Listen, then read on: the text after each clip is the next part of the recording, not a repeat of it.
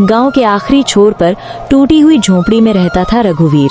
झोंपड़ी की दीवारों में जगह जगह दरारें थी, जिनसे ठंडी हवा सीटी मारती हुई अंदर घुस आती। इसी झोंपड़ी में उसकी दुनिया बसती थी, पत्नी सरिता और 2 नन्ही बेटियां, गुड़िया और पायल।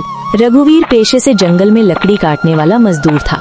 हर सुबह अंधेरे में उठता, जब पूरा गांव रजाइयों में दुबका होता। बदन पर पतला सा शाल और हाथ में कुल्हाड़ी लिए वो जंगल की ओर निकल पड़ता। ठंडी हवा उसके कानों को चीरती हुई गुजरती, हाथ जल्दी ही सुन पड़ जाते, पर रुकना उसके बस में नहीं था। रुकता तो घर में चूल्हा ठंडा रह जाता। उस सुबह भी रघुवीर जंगल की ओर बढ़ रहा था। पीछे से सरिता की आवाज आई, जल्दी लौट आना जी, आज ठंड कुछ ज्यादा ही चुभ रही है। रघुवीर ने पलट कर देखा। सरिता ने पायल को सीने से चिपकाया हुआ था। बच्चे की नन्ही उंगलियां ठंड से नीली पड़ रही थीं। रघुवीर का दिल कस गया। उसने कुछ नहीं कहा, बस सिर झुकाकर आगे बढ़ गया, क्योंकि वो जानता था ठंड से लड़ने के लिए आज फिर उसे अपनी देह से ज्यादा अपनी मजबूरी को मजबूत बनाना होगा।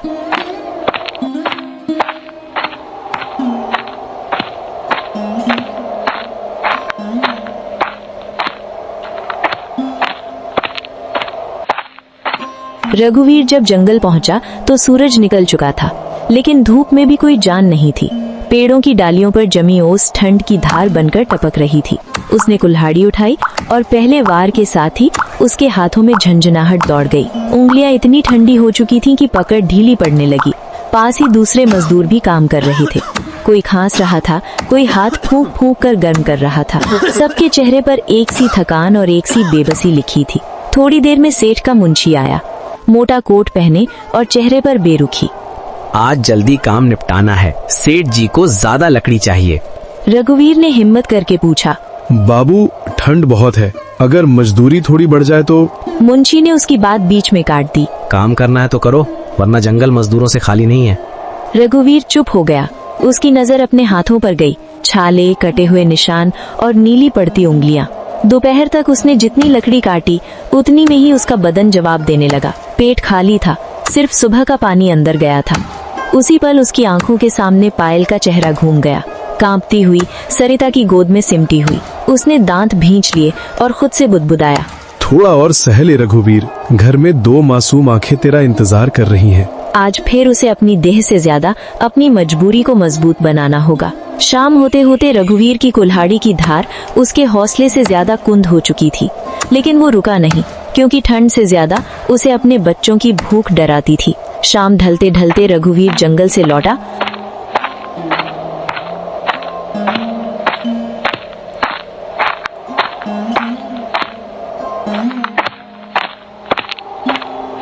उसके कंधे झुके हुए थे और कदम भारी। हाथ इतने सुन्न हो चुके थे कि कुल्हाड़ी जमीन पर रखते समय भी उंगलियां साथ नहीं दे रही थी। झोपड़ी के पास पहुंचा तो अंदर से कोई हलचल नहीं सुनाई दी, बस ठंडी हवा की सिसकारी थी जो टूटी दीवारों से अंदर बाहर आ रही थी। सरिता चूल्हे के पास बैठी थी। चूल्हा ठंडा पड़ा था, आज आग नहीं जली थी। गुड़िया एक कोने में बैठी अपनी छोटी बहन पायल को सीने से लगाए हुई थी। पायल की नाक लाल हो चुकी थी और उसका बदन हल्का हल्का कांप रहा था। रघुवीर ने ये देखा तो उसका सीना जैसे किसी ने कसकर दबा दिया हो। आज खाना नहीं बना? आटा बस 1 मुट्ठी बचा है जी, सोचा रात के लिए रख लूं। रघुवीर ने कुछ नहीं कहा। वो अपनी बेटी पायल को सीने से लगाए बैठ गया। बाबा, ठंड लग रही है और भूख भी। खुद ठंडी पर बेटी को गर्म रखने की कोशिश में। उस पल रघुवीर को अपनी बेबसी पर गुस्सा आया। मेहनत करता है, दिन रात ठंड में घिसता है, फिर भी बच्चों के लिए एक ढंग का खाना और ओढ़ना नहीं। सरिता की आंखें भर आईं। कल कुछ इंतजाम हो जाएगा ना जी? हाँ, कुछ न कुछ हो ही जाएगा। लेकिन वो जानता था ये कुछ हर रोज और मुश्किल होता जा रहा था। रात गहराने लगी, ठंड और तेज हो गई। झोंपड़ी में 3 सांसें थीं और हर सांस संघर्ष की कहानी कह रही थी। रात काफी बीत चुकी थी, लेकिन सरिता की आंखों में नींद नहीं थी। वो बार बार पायल के माथे पर हाथ रखती, कभी उसकी सांसें गिनती तो कभी उसके पैरों को अपने हाथों से सहलाती। पायल का बदन तप रहा था, ठंड के बावजूद उसे हल्का बुखार चढ़ाया था। पायल का शरीर गर्म लग रहा है, ऐसा लग रहा है कि इसे तेज बुखार है। रघुवीर झट से उठ बैठा। उसने अपनी हथेली पायल के माथे पर रखी। दिल जैसे बैठ गया। शायद ठंड लग गई है, सुबह तक ठीक हो जाएगी। बुखार बढ़ गया तो हम लोग क्या करेंगे? दवा भी तो नहीं है घर में। रघुवीर ने झोंपड़ी की छत की ओर देखा।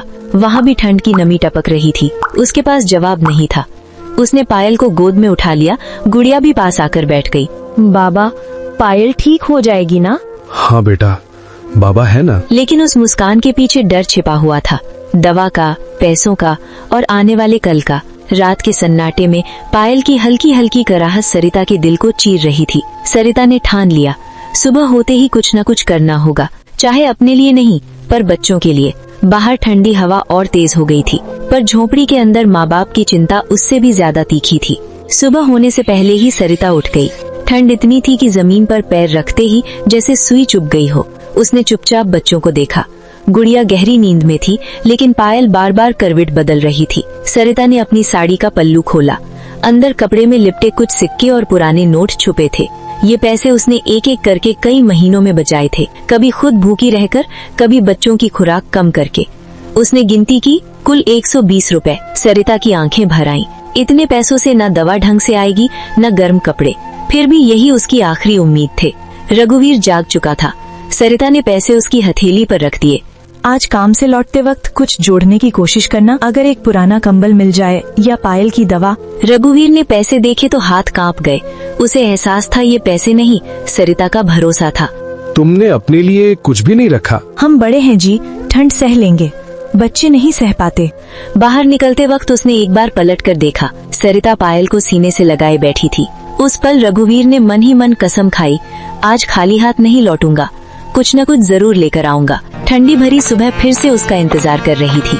रघुवीर झोपड़ी से निकलकर धीरे धीरे पगडंडी पर चल पड़ा। जेब में रखे 180 रुपए उसे बोझ नहीं, जिम्मेदारी लग रहे थे। काम पर जाने से पहले उसने सोचा, अगर कहीं से थोड़े और पैसे मिल जाएं, तो शायद कंबल और दवा दोनों आ जाएं। उसे अपने दोस्त भोला राम की याद आई। कुछ महीने पहले भोला राम को जरूरत पड़ी थी, तब रघुवीर ने बिना सोचे उसे पैसे उधार दिए थे। भोला राम का घर गांव के बीचों बीच था। दरवाजे के बाहर आग जलाई गई थी, जिसके चारों ओर उसके बच्चे हाथ सेंक रहे थे। रघुवीर को देखकर भोला राम उठ खड़ा हुआ। अरे रघुवीर, आओ भाई, आग के पास बैठो, आज ठंड जान ले रही है। रघुवीर थोड़ी देर आग के पास बैठा, लेकिन दिल बेचैन था। उसने हिम्मत जुटाकर कहा, भोला राम, वो जो पैसे मैंने तुम्हें दिए थे, आज बहुत जरूरत है, अगर कुछ इंतजाम हो सके तो। भाई सच कहूँ तो मेरे पास भी अभी कुछ नहीं है, काम कई दिनों से बंद पड़ा है। रघुवीर चुप हो गया। उसे अंदाजा था गरीबी में दोस्ती भी बेबस हो जाती है। उसी समय भोलाराम की पत्नी बाहर आई। उसने पूरी बात सुन ली थी। वो अंदर गई और थोड़ी देर बाद 60 रुपए हाथ में लेकर लौटी। बहुत नहीं है रघुवीर भैया, बस इतना ही है, पर बच्चों की ठंड रुकी रहनी चाहिए। रघुवीर की आंखें भर आईं।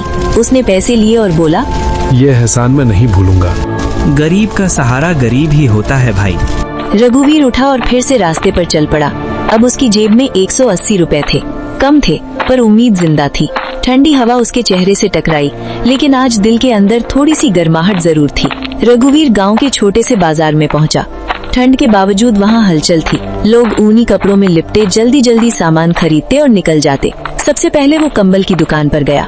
दुकान के बाहर रंग बिरंगे कंबल टंगे थे, जो दूर से ही गर्मी का झूठा एहसास दे रहे थे। भैया, कोई सस्ता कंबल दिखा दीजिए। दुकानदार ने ऊपर से नीचे तक उसे देखा। पतला कपड़ा और झुका हुआ सिर।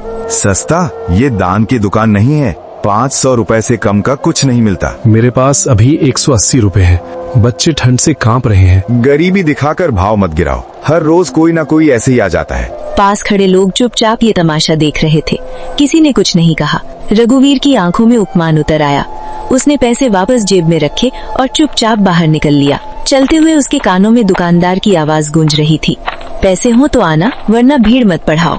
बाजार की ठंडी हवा उसके चेहरे को काट रही थी, लेकिन उससे ज्यादा दिल पर चोट लगी थी। उसने आसमान की ओर देखा और बुदबुदाया, भगवान, क्या मेहनत करने वालों की यही कीमत है? उसके कदम भारी हो गए, पर वो रुका नहीं, क्योंकि घर में 2 मासूम बेटियां उसकी राह देख रही थीं। बाजार से निकलते ही रघुवीर की चाल धीमी पड़ गई। उसके कदम जैसे खुद से ही सवाल कर रहे थे, इतनी मेहनत के बाद भी क्या यही मेरी हैसियत है? चारों तरफ लोग थे, लेकिन कोई अपना नहीं लग रहा था। किसी के कंधे पर नया कंबल था, किसी के हाथ में गर्म चाय, और उसके पास बस खाली हाथ और भरा हुआ दिल। रघुवीर ने एक जगह रुककर अपने हाथों को देखा। उंगलियां सूजी हुई थीं, छालों से खून जम चुका था। यही हाथ जंगल की लकड़ियां काटते थे, यही हाथ घर का सहारा थे। क्या गरीब होना ही सबसे बड़ा गुनाह है? उसके होठों से अनायास निकल गया। उसे सरिता की आंखें याद आईं, उम्मीद से भरी हुई, और पायल का चेहरा ठंड में कांपता हुआ। उसका दिल बेचने लगा। अब घर कैसे जाऊं? क्या जवाब दूंगा? वो धीरे धीरे आगे बढ़ा। ठंडी हवा उसके कानों में सीटी बजा रही थी, लेकिन उसके भीतर की खामोशी चीख रही थी।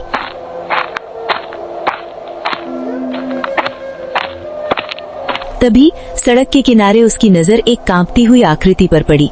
एक बूढ़ी औरत फटे कपड़ों में लिपटी, सिर झुकाए जमीन पर बैठी थी। उसकी सांसों से भाप निकल रही थी। रघुवीर ने उसे देखा और अनदेखा कर आगे बढ़ गया, पर 2 कदम बाद उसका दिल उसे रोक बैठा। वो ठिठक गया। मैं कैसे आगे बढ़ गया? अगर मैं भी मुंह फेर लूं तो इंसानियत कहाँ बचेगी?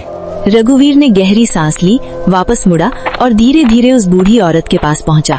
उसकी देह ठंड से कांप रही थी, होठ सूखे और आंखें किसी गहरी पीड़ा में डूबी हुई थी। अम्मा, इस ठंड में यहाँ क्यों बैठी हो? रघुवीर ने नरमी से पूछा। बूढ़ी औरत ने सिर उठाया। उसकी आंखों में उम्र से ज्यादा थकान थी। घर था बेटा, कर्ज लिया था, समय पर चुका न सकी तो सेठ ने घर छीन लिया। और आपके बच्चे? एक बेटा था, उसे पढ़ाया लिखाया, नौकरी लगी तो शहर चला गया, अब पहचानने से भी इनकार करता है। कुछ पल खामोशी रही। ठंडी हवा दोनों के बीच से गुजर गई। रघुवीर ने जेब में हाथ डाला। वहीं 180 रुपए पड़े थे, कंबल और दवा की आखिरी उम्मीद। उसका दिल जोर जोर से धड़कने लगा। दिमाग कह रहा था घर याद कर, पायल को याद कर, लेकिन दिल कुछ और कह रहा था। उसने पैसे निकाले और बूढ़ी औरत की ओर बढ़ा दिए।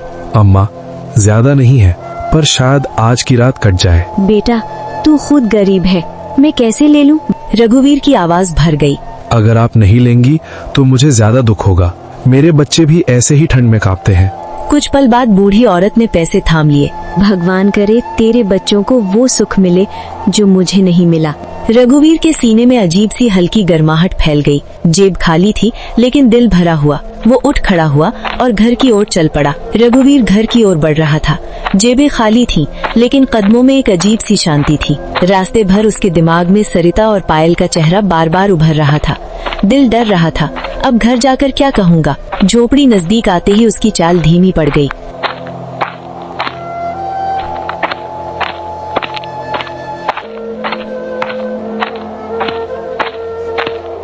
अंदर से बच्चों की आवाजें आ रही थी। सरिता दरवाजे पर खड़ी थी। उसे देखते ही उसकी आंखों में उम्मीद जमकी। कंबल मिला? नहीं सरिता।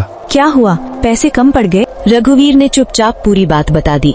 दुकानदार का ताना और फिर धनिया अम्मा से मुलाकात। सरिता कुछ पल खामोश रही, फिर उसने गहरी सांस ली। आपने जो किया गलत नहीं था, कंबल फिर आ जाएगा, लेकिन किसी बेसहारे की दुआ बहुत बड़ी होती है। डर बस बच्चों का है, इसे अपने सीने से लगा लो। आज यही कंबल है। अब क्या होगा ये मत सोचो, इसे अपने सीने से लगा लो। आज यही कंबल है। तीनों एक दूसरे के करीब सिमट गए। बाहर ठंड और बढ़ गई थी, लेकिन झोपड़ी के अंदर इंसानियत की गर्माहट अब भी जिंदा थी। रात गहराती जा रही थी। झोपड़ी के बाहर ठंडी हवा ऐसे चल रही थी मानो दीवारों को चीरकर अंदर घुसाना चाहती हो। सरिता ने चूल्हे के पास रखे आखिरी 2 सूखी रोटियों को देखा और फिर बच्चों की ओर नजर डाली। गुड़िया चुपचाप बैठी थी। पायल सरिता की गोद में सिमटी हुई बार बार करवट बदल रही थी। उसी वक्त झोपड़ी के दरवाजे पर धीमी सी दस्तक हुई। सरिता चौंक गई। इस ठंड में इतनी रात कौन आ सकता है? उसने दरवाजा खोला तो सामने एक बुजुर्ग आदमी खड़ा था। पतले कपड़े, कांपता शरीर और आंखों में बेबसी। बिटिया, सुबह से एक दाना भी नहीं खाया। अगर थोड़ा सा गरम खाना मिल जाए तो जान में जान आ जाए। सरिता का दिल भर आया, लेकिन उसने पीछे मुड़कर चूल्हे की ओर देखा। बस वही 2 रोटियां थी। बाबा, माफ कर दीजिए, घर में बहुत कम है, बच्चे भी भूखे हैं। समझता हूँ बिटिया, भगवान भला करे। वो मुड़ा ही था कि रघुवीर बाहर आ गया और बोला, बाबा रुकिए, अंदर आइए, बाहर ठंड बहुत है। बुजुर्ग को अंदर बिठाकर रघुवीर ने सरिता की ओर देखा। जो खाना है बाबा को दे दो, मैं बाद में खा लूंगा। सरिता की आंखों से आंसू गिर पड़े। उसने बिना कुछ कहे रोटियां बुजुर्ग के सामने रख दी। बुजुर्ग ने कांपते हाथों से रोटी खाई। उसके चेहरे पर सुकून उतर आया। बेटा, बहू, आज तुम लोगों ने मेरी जान बचाई है। भगवान तुम्हें कभी भूखा न रखे। बुजुर्ग चला गया। झोपड़ी फिर शांत हो गई। लेकिन उस रात रघुवीर और सरिता भूखे पेट सोए थे और दिल में इंसानियत की आग और भी तेज जल रही थी। सुबह की ठंड रात से भी ज्यादा कड़ी थी। रघुवीर की नींद बार बार टूट रही थी। भूख और ठंड दोनों ने शरीर को जकड़ रखा था। सरिता उठकर चूल्हे के पास बैठ गई। राख में हाथ डालकर देखा, अभी थोड़ी सी गर्मी बची थी। उसने उसी पर पानी की केतली रख दी। पायल की आंख खुल गई। माँ, आज भी स्कूल नहीं जाऊंगी? आज नहीं बिटिया, आज बाहर बहुत ठंड है। रघुवीर बाहर निकला। आसमान धुंध से ढका था। पूरा गांव जैसे सफेद चादर में लिपटा हो। तभी पास के रास्ते से शोर सुनाई दिया। अरे रघुवीर बेटा, कोई पुकार रहा था। वो मुड़ा। गांव का ही लल्लू काका तेजी से आ रहे थे।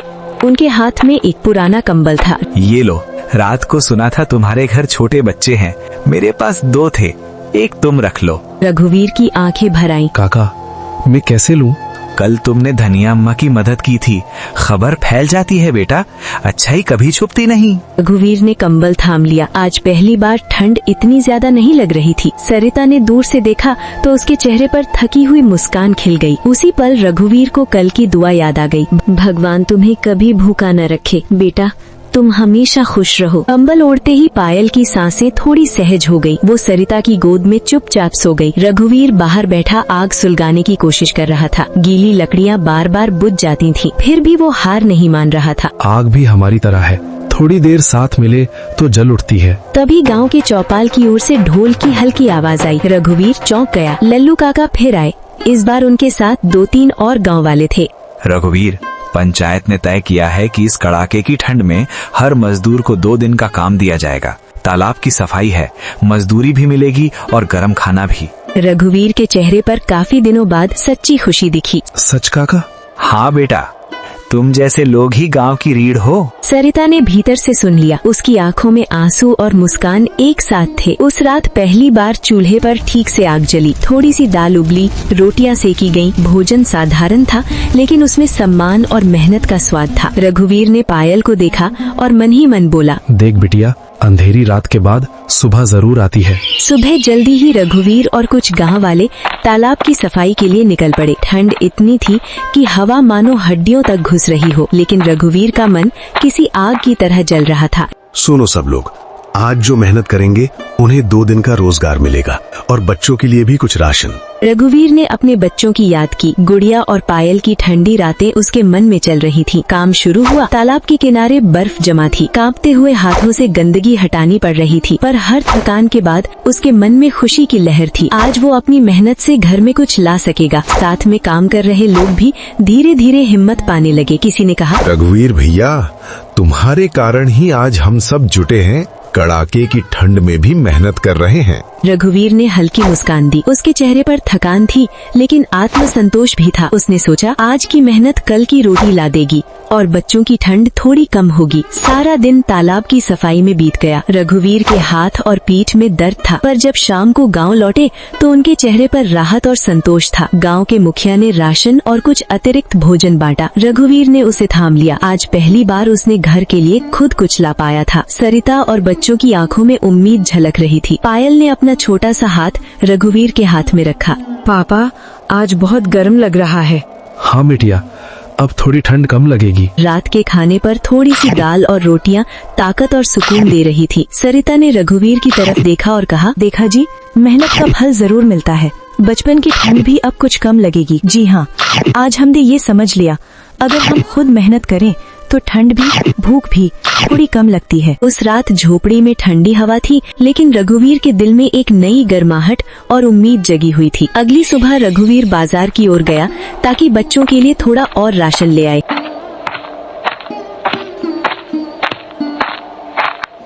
रास्ते में उसकी नजर गांव के नए लड़के अमित पर पड़ी। अमित बहुत गरीब था, फटे पुराने कपड़े पहन रखा था और कांपता हुआ सड़क किनारे खड़ा था। अरे बेटा, इतनी ठंड में यहाँ क्यों? भाई, कुछ खाने को नहीं है। माँ बीमार है, पापा दूर शहर में काम कर रहे हैं, रोटी के लिए भी पैसा नहीं है। उठाओ बेटा, आज से डर मत। भाई, आप तो भगवान लगते हैं। भगवान नहीं बेटा, बस इंसान हूँ।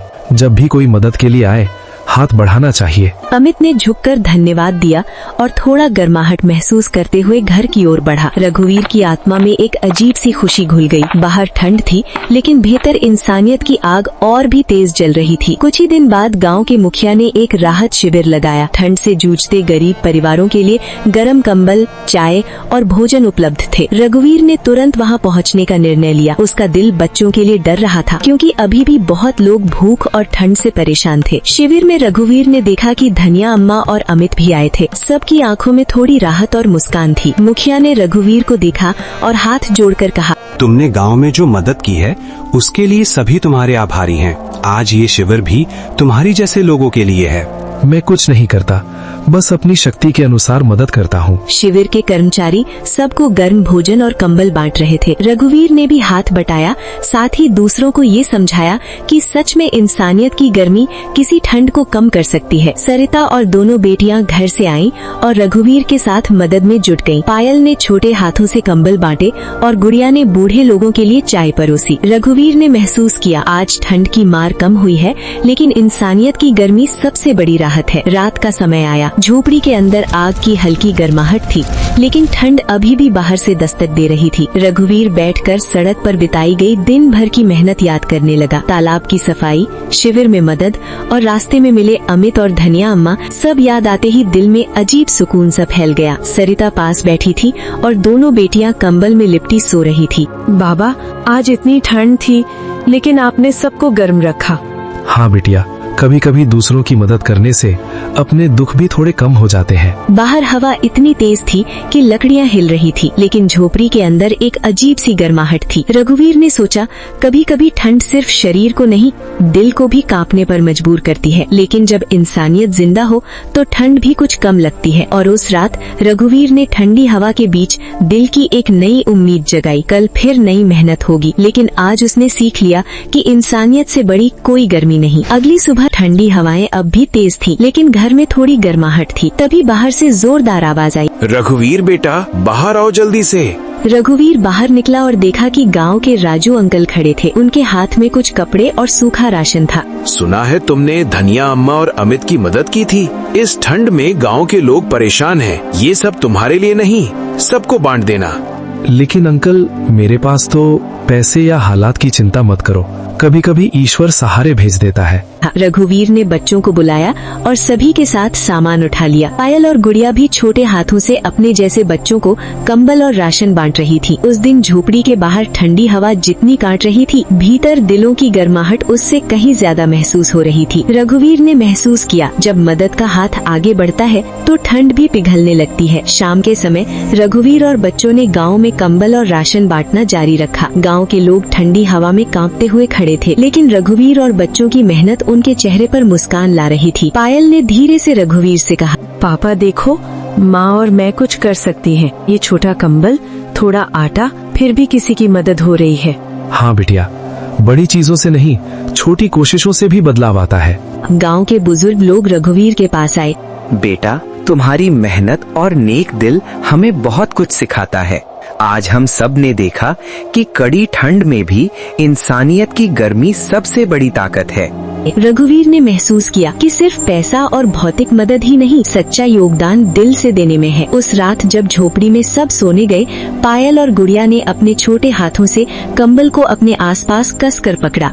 रघुवीर ने मन ही मन कहा, आज मैंने बच्चों के लिए और गांव के लिए कुछ सही किया। इंसानियत कभी खाली हाथ नहीं लौटती। उस रात गांव में अचानक तेज हवाएं चलने लगी। सारा आसमान काले बादलों से ढका हुआ था। बरसात की बूंदें और ठंडी हवा मिलकर झोपड़ी की छत पर जोर से टकरा रही थी। रघुवीर ने देखा कि पायल और गुड़िया डर के मारे कंबल में सिमटी हुई थी। सरिता आग के पास बैठ उनकी रक्षा करने की कोशिश कर रही थी। रघुवीर ने जल्दी से झोपड़ी के दरवाजे और खिड़कियों को बंद किया, लेकिन हवा इतनी तेज थी कि अंदर की ठंड भी बढ़ती जा रही थी। तभी बाहर से एक आवाज आई, रघुवीर भैया, ध्यान रखना, ये तूफान गांव के लिए खतरनाक हो सकता है।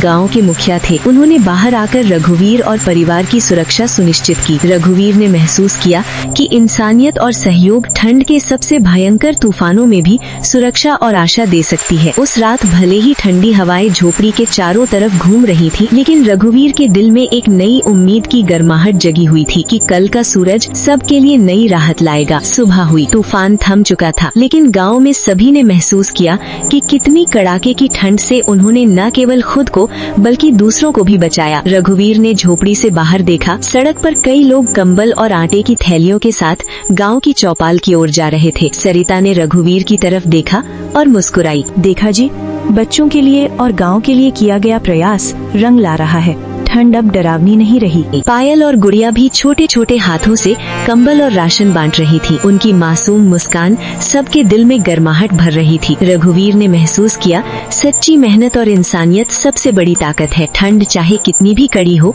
इंसान का दिल गर्म रह सकता है।